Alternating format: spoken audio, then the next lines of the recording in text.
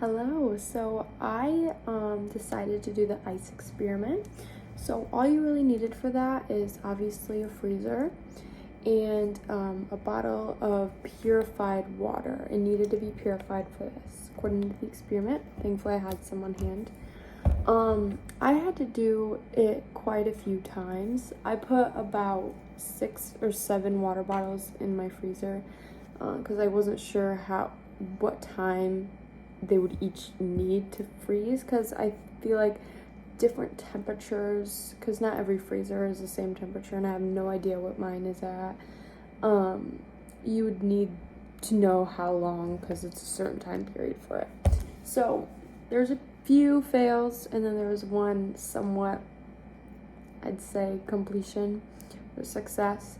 So really, and I'll put a few videos of what I did in those experiments and how they worked and how they didn't work.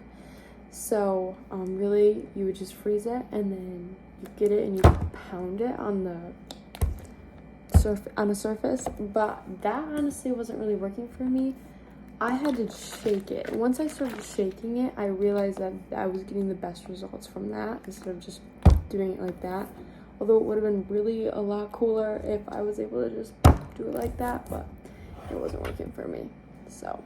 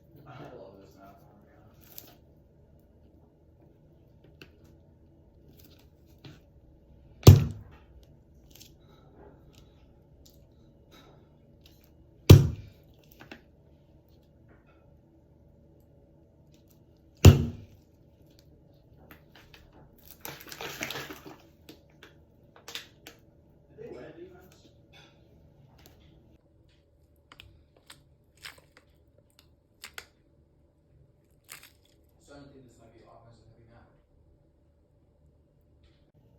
Do you think we should do it? For now. I guess we can do that.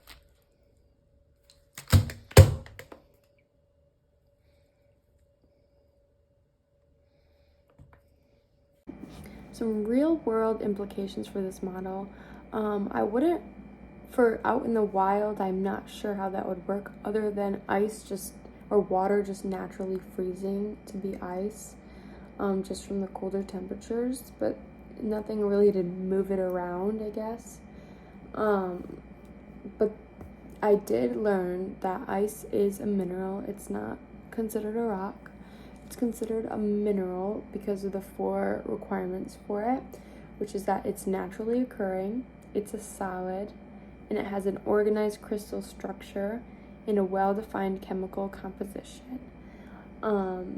Ice is also technically a rock. Water, however, is not a mineral. So I got that from rockhoundresearch.com. To relate this experiment kind of to our Earth, I looked up how does ice or water affect our atmosphere. And as I was searching, I found a little something about atmospheric ice, which I didn't know that was a thing.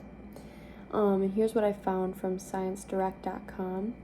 While atmospheric ice, essentially consisting of frozen water clouds, has an indirect impact on the ocean through precipitation, including snowfall onto sea ice and land ice, and atmospheric radiation influences, we discuss it no further here as more of an atmospheric science phenomenon.